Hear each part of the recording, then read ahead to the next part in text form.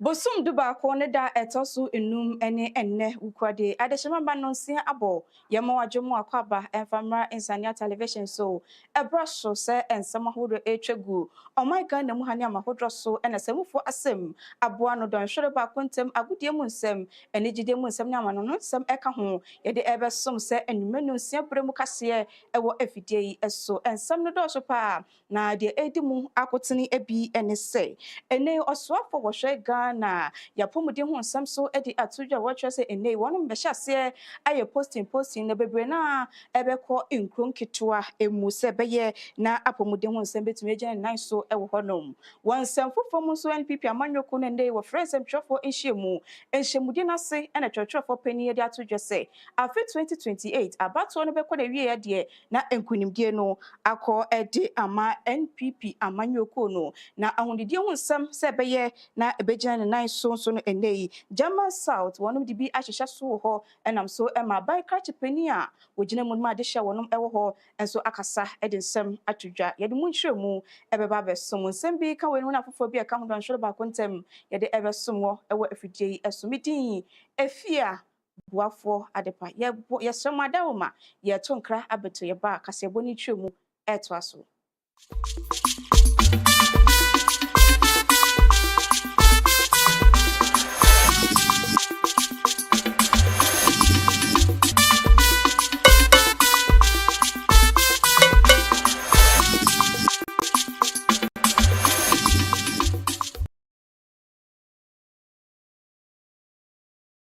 afe kame ho na ensem no entwemu mefa ensomo mehase na mehase edi Africa na mampeni excellency John Dramani Mahama na kache eneyi wedi dwumedi so nkokra na wakasaye ena wodi etu dwa watche se wobeboa ama wonuma ekoda eneduafie no wonso wosetene mu etumi ayede ne mpo no sentitiye bi honuma wode beba wonuma ebeboa se beye na obefri ho na wode beka ne busua ho na kyese wono so wenye bia wode beba ne bra. Administration's prison reform agenda rests on a fundamental belief that no Ghanaian should be stripped of their humanity even when they are in prison. We are therefore implementing far-reaching reforms which include, amongst others, expanding the use of alternative sentencing for minor and non-violent offenses, reviewing bail conditions to avoid undue hardship, especially for the poor, introducing a parole system to reward good behavior and accelerate reintegration, completing the 800 inmate capacity remand prison at Nsawam, initiated by my previous administration in 2016, which has been left undone, developing modern correctional centers for men, women, and juveniles. We're enhancing the conditions of service for our prison officers, modernizing prison infrastructure, and expanding rehabilitation programs connected to sustainable livelihood and employment after release. The Ghana Prison Service will actively contribute to the 24-hour economy by running prison industries around the clock. This will include manufacturing,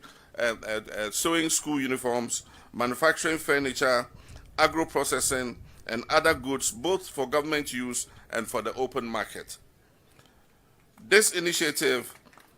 will not only generate income to sustain the service, but will also equip inmates with the practical skills for life after their release. In agriculture, the prison service is being supported to engage in large-scale farming, including poultry and vegetable production.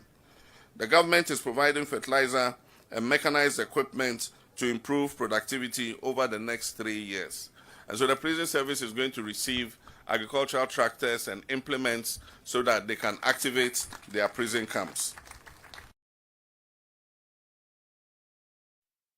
Yera kwabna minta akano eyo swafo wo hwe Ghana eya pomudi ho ensem eso wode atudwa ene watwe mu se posting no eno eye doctors fo no wahyase posting na eno na watwe mu se mpe bebre no sa yana posting no eba a doctors fo no bebre na epese wo ye adwuma ewo enkran kumase ena afei enkura akase no enwu no na wakyase afi we posting no enya de wo beye ne sa na mum obi post bi e de akọ enkronkuma no emu se beye na ayarehwe ene ayareje ho nsem so ebetumi akoso se ba no eye village ni nso a wono betumi enyem emfaso. started posting junior doctors. And we are doing not less than 700 of them this year. And the process is ongoing. And I've had some feedback. And as a public servant, when you hear the public, you don't pretend as if you've not heard anything. If there's any response or any explanation, you try to give the public. We are determined to post not less than 80% of these 700 to the districts. It is not an easy decision, but it's a necessary one. And that's where we are getting the feedback from our dear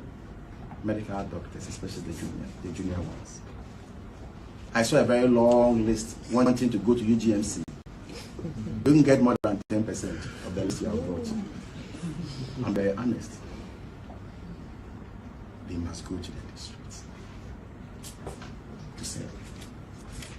It will interest you to know that about 80% of the medical doctors we have in this country is shared between Accra and Kumasi. 80%. And so if you want to serve our country, the country, and I'm the first person to admit that the country has invested in some of us. So it is not as if we are punishing anybody.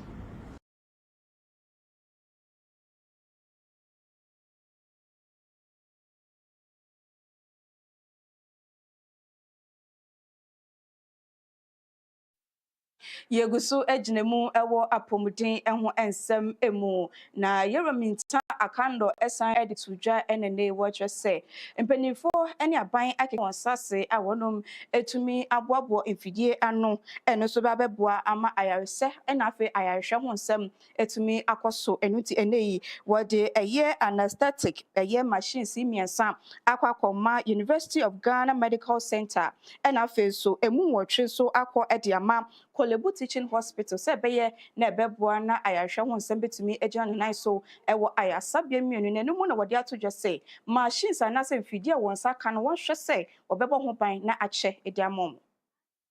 Every health facility and the kind of equipment they need. So you cannot go and put an anesthesia machine at the chip compound. It is useless. And so government has taken the decision to retool our health facilities, number one. This is just the beginning. We have 50 anesthesia machines. Kolebu, because of the enormity of work they do, we are giving them 8 out of the 50. This is the first tranche, and we'll make sure that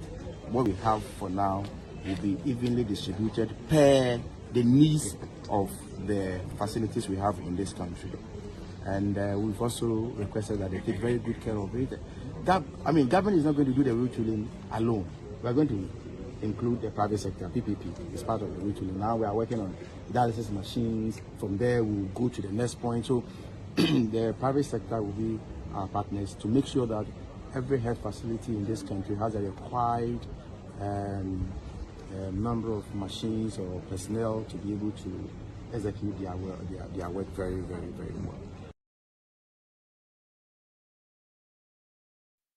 Ye to akasia ne so na edi ani atwemu wansemfufo mu ana ye ko NPP amanyoko no akache ene wo friendsem twofo enhyemu de na se ene opanipa a wono wo ye general secretary edema NPP amanyoko no yero Justin Frimpong kodua editudwa ene wo hwe se wo gidie pa se Ganafo ene wonom ewe nsuo ene afa ya hwe ensanso ahwe ne yehu se NPP amanyoko ne na ya amanyoko pa ebetumi edi oman eso enuti no 2028 abatuo no beko de wie de nkunimdie akọ ediama NPP amanyoko no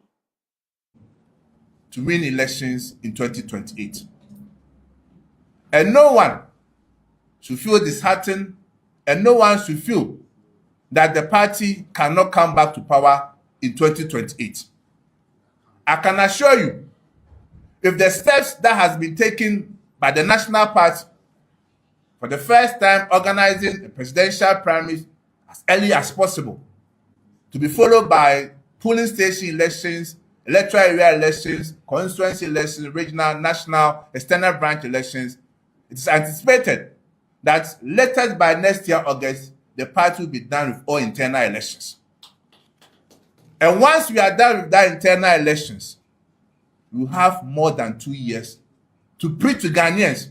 our record, to preach to Ghanaians what the New Patriotic Party stands for. And I can assure you, issues of apathy, issue of reconciliation, all will be addressed. And inshallah, come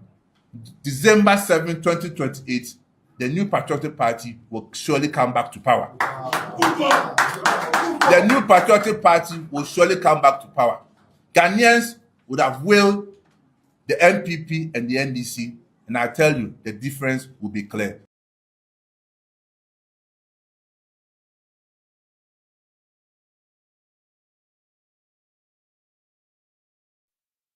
Adishia wo salaga ene wonom ayoye cheche chat into sukoko ede achre aban wo hwe se impotem honom kodu honom a enyinam kane wo se ejina so na wotumi egidi wondwuma no ebre bia na enkane no edum eno na wo hwe se Northern Electricity Distribution company netco no wo hwe se wonom eni wonye kokokokokokokoko se ukodu honom a edwuma ka wo se wodi enyinam ede eye no ebi eni ho enutini wondwuma egu ifidia draw SSA any idea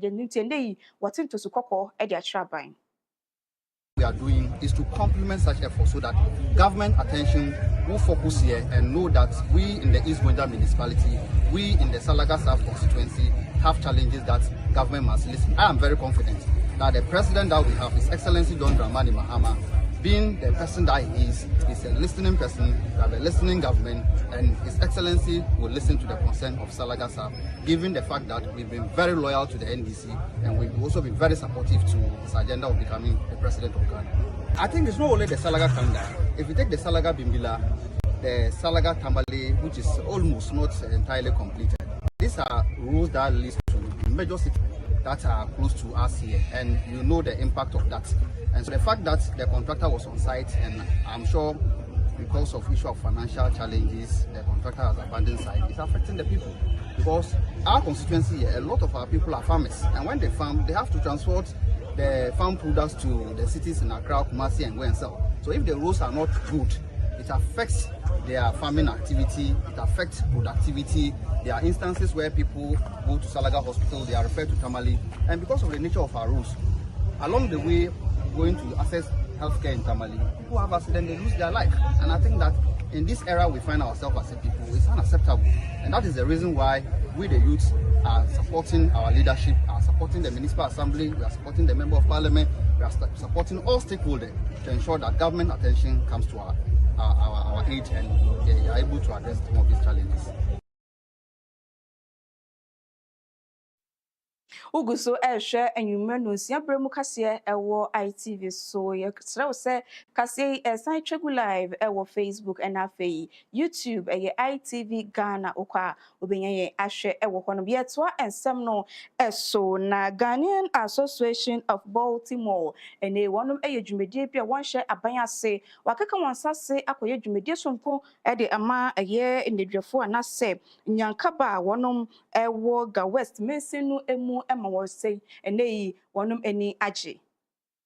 We have taken it upon ourselves once again to help back home, give back to the society, because we were all born and raised here as it is. And so we have taken it upon ourselves to do each year. We donate goods to each region. So we started not this year. We started some years ago, but because we have a gap between it, so we said this year, because there was COVID and there was all that, so we have just organized ourselves again. And so this year is Greater Accra region, and then we have chosen 5 orphanages just to donate goods with. So these boxes contain so many items: shoes, clothing, medical supplies, stationery. We have books, pencils, everything that a child needs.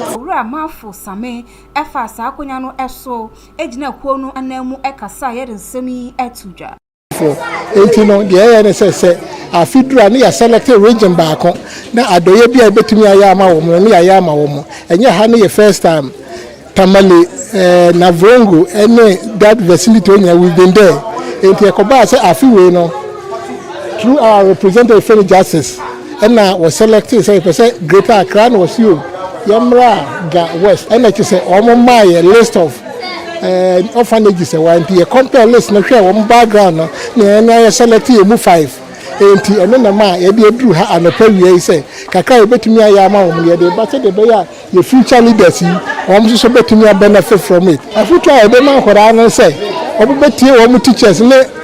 wo ma hwe wo mu nyina ha na wo so anyini aye mpanyimpa na wo so timi agiwe pay forward say de wo so nya ba bitina wo ma wure fi ba bi a wo fira wadu ba bi a waduro ne kwakra mu no wora Steven Huwayi a wo yes supervisor woda Heaven of Hope residential home yi ano won na gina won mu anamo agi nieme wode asida piese papa na de koma won mu say won mu adwen won hu abeso won mu asene yeda gap for ase yeda mu nyina ase se mo ba yado ekesi e de ama Haven of Hope residential home ye ni nda minya ko se krofo person ba yado ye e de ma home no I never knew say it would be something great like this. But mobile no dia na mode breye no in fact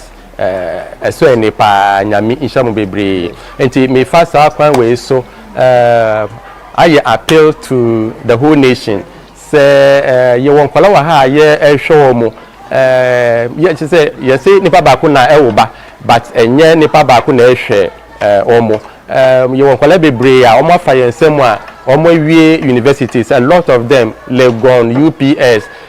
UDS, Babia, ye were nursing for Omo F Yensem Waha and Omowie nursing trainee, Omo Eye Juma, you were apprentice, Abinoma Abaye fashion designers, Omunina higher normal fire for senior high school, dear Bibri, Enti, say, Abino, and say individuals in the country, and why. Yen to me and share that we are here show Mohammed Sap and Pensiono.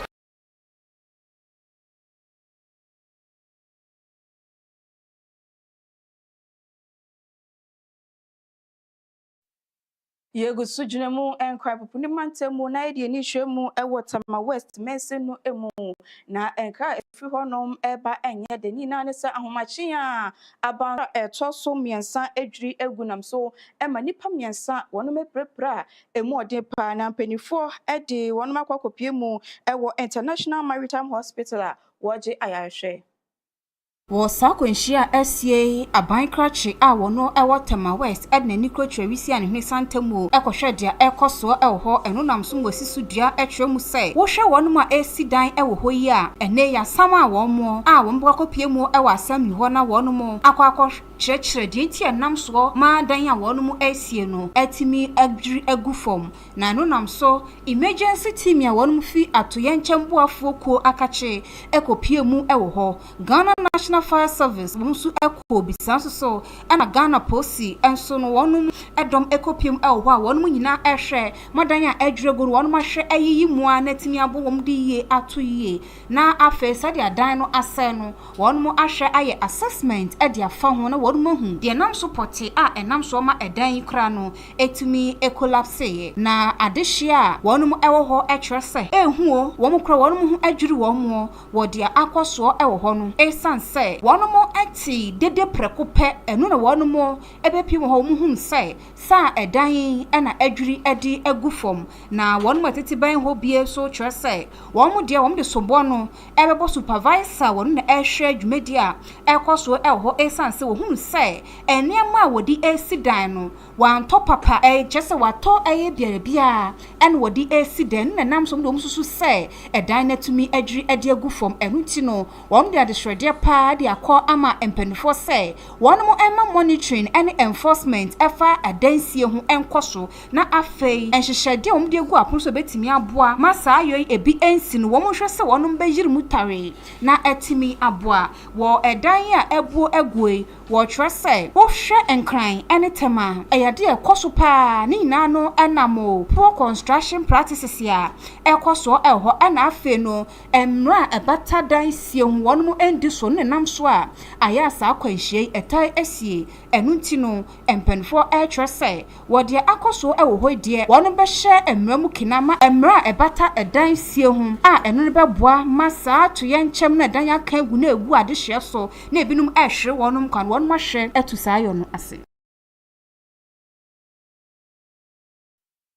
Shraj ene wode ababetu dwase waye nhwehwemu bi edi afa openi park ane no na waye commissioner general wada GRA dwumako no anom Reverend Dr. Amisha Dai Owusu Amoa na wonhwehwemu wode abetu dwano wase bra na papa wodi ne dwuma ewo GRA honom no sikasem bi beforefore na afen so se eba no eto ahodro bi anenka wose wohwe na wogigi na wose wanye ne sa enonam so ema efa sa sikasem no ho my Ghana yabokapa na eka ya bono ekwa kodru 9 million Ghana cedis. Report ya aba no mtwese kane GRA boss Dr. Owusu Amoa won na hweye ma sabukatai ekoso wabra na woye Ghana Revenue Authority penipa na wose contract ya won mo esan ye no wo mu hu se companies anase nwumakuo miensa ena wonum ne wo mo sign contract ya Rono Motors Ghana Limited, Telino Ghana Limited, and Afe Seje Motors and Trading Company Limited. Safun no one share a supply one more ashen and Afe Akadia. No one area sa Edmano. Shrajin Shushemu Etra say 2022 and one more tintin krataswa. Our movement for truth and accountability. One petition Shraj for say. Side media air cost or contract ya GRA for assign or whom say June debi ebata ho afen so no enyema won mo ade ye adwuma no wo hunu se ebo no wo mudi sika ni bi ade aka ho na kire se bukata bi ekoso afen so se sika no se de tie no wonum de bi aka ho ani na no wo hunu se enkoye kra afen so no eba eye contractors ya ye de contract na ma wo mo na as wonum eye bubi ahyem anu ti no wonum de kwadan shrage se wo mo ye hwehwemu efefa ho na wo financial loss statement here wonum ade aba no wo trese wo keka edisi ani a $826,551 ya wo de bagani sika ni mu a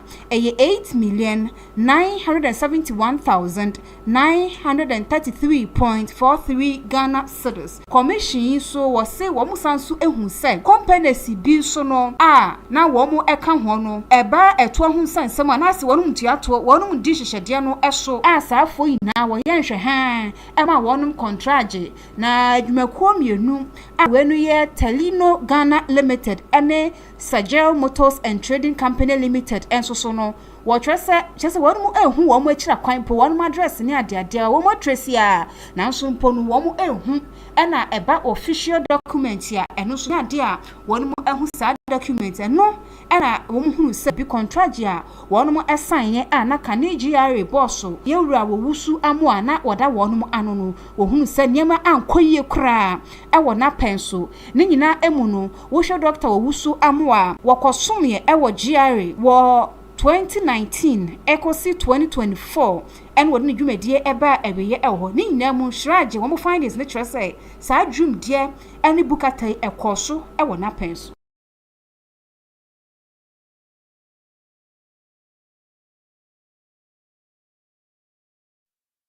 Yetwa ensam no eso na ye ko German South bono mantam no emu na National Sanitation Day dwumedia empenifo ede aba obeprepa montia proper krom sebe na krom ebete no onimiafo a wono ene wogina mu se aban kwachipeni a wo German South yewura mame siata watara wode atudwa ede kokobo amane manfo ina se sa sanitation day empenifo ede aba no se wanfo won ho anhyemu dia ene mra no ebeye adwuma na wona onum edini pa so a omo ama no ene dai me fa wafidie so na ya mo strong warning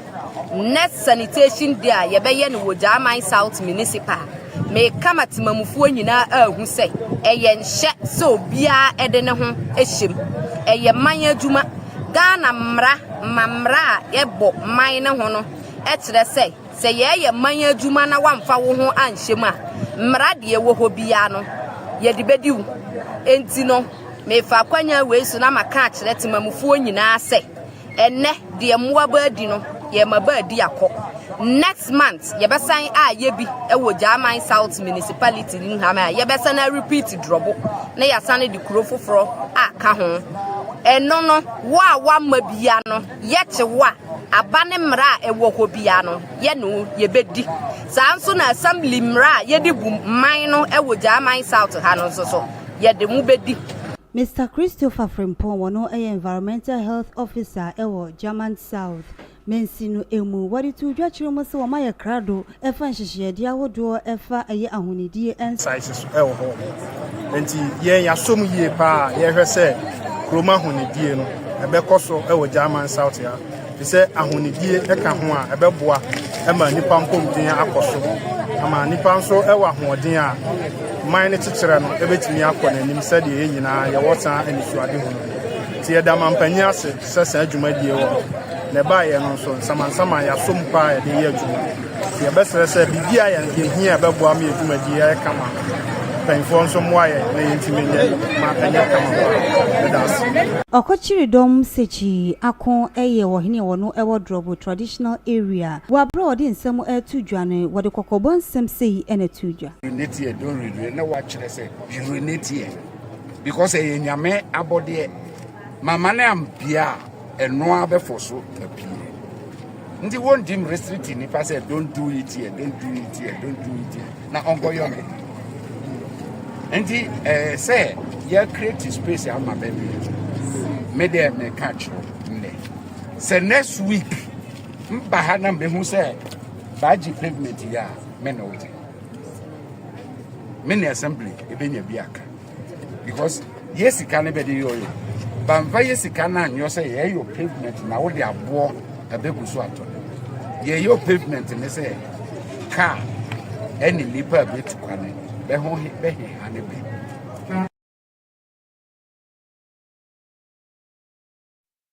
Diedru suwe eye edwedie ho nsem na asana no yebeton kra abato yeba na yade ato aso.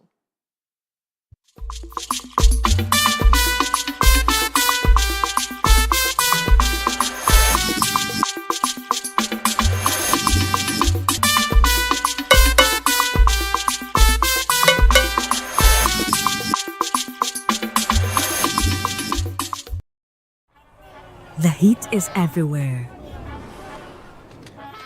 We are all tired and drained. Our faces are weary. The day feels endless, and life feels heavy.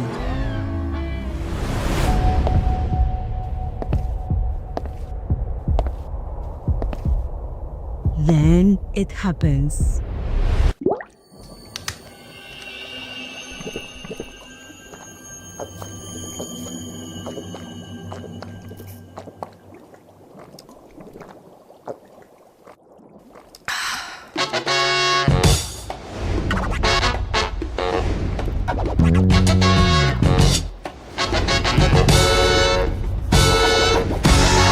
In a world that never stops, discover the refreshment that wakes you up. One sip and everything changes. Wake up with pure hydration. This is Aquawella. Great taste, truly satisfying.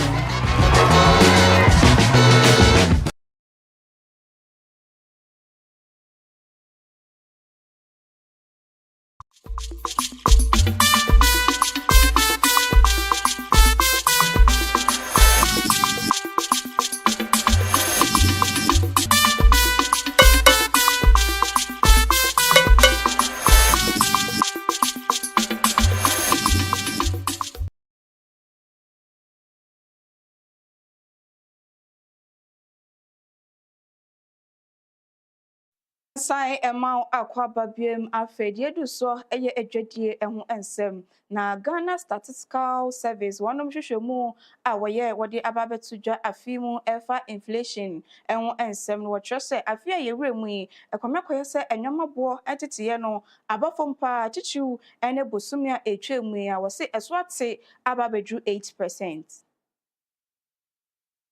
Ladies and gentlemen, in October 2025, inflation reduced to 8% from 9.4% in September. This means that prices in Ghana were 8% higher in October 2025 than they were in October last year. This inflation rate is what we call year-on-year inflation. It tells us how much prices have changed over 12 months.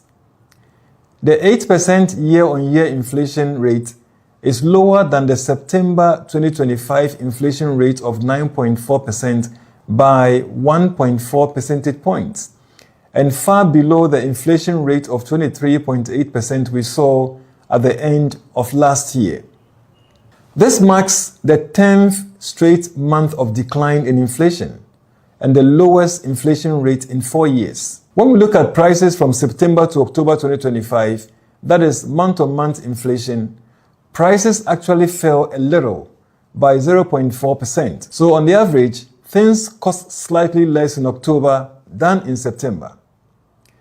This continued slowdown confirms that Ghana's prices are stabilizing after a long period of volatility. Let's break this down further. Inflation for food items like water, cereals and cereal products, fruits and nuts fell to 9.5% in October from 11% in September. This means that food prices went up 9.5% in October compared to last year. Food prices, however, fell by 1% between September and October this year, a sign that food costs are easing. Inflation for non-food items like clothes and rent declined to 6.9% in October from 8.2% in September. There was barely no change in non-food prices between September and October. Inflation for goods like rice, soap, or fuel slowed sharply to 9.3% in October from 11.2% in September. Month to month, good prices dropped by 0.7%. Inflation for services like transport and repairs eased slightly from 4.8% in September to 4.6% in October.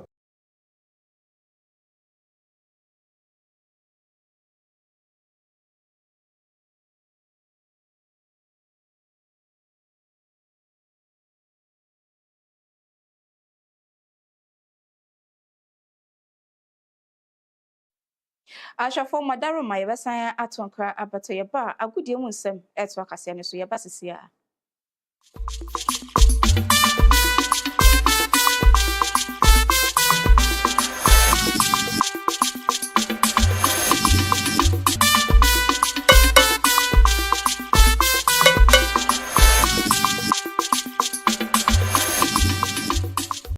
Minya me no ye Islam in perspective dwumadie e wo ITV so. Ma me nka wa nigi sem bia. Ansampa wote no wo Islam in perspective dwumadie so no. Alhaji Ibrahim Bonso Adaro ma